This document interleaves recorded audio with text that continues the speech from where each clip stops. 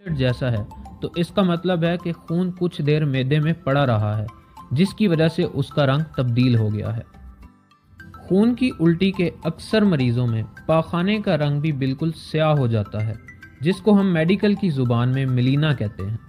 इसकी भी यही वजह है कि बह जाने वाला खून जब पाखाने के साथ मिलता है तो इसका रंग स्याह कर देता है।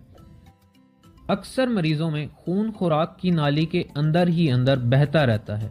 जबकि बज़ाहिर ऐसा शख्स देखने में बिल्कुल ठीक नज़र आ रहा होता है। इसलिए चाहे उल्टी की मिकदार थोड़ी हो या ज़्यादा, आपको ऐसे मरीज को फ़ौरन हस्पताल पहुंचाना चाहिए, क्योंकि अंदर ही अंदर खून के ज़ाया होने की वजह से ऐसे शख्स की मौत भी वाक़या हो सकती है। अगर किसी मरीज को खून की उल्टी के साथ साथ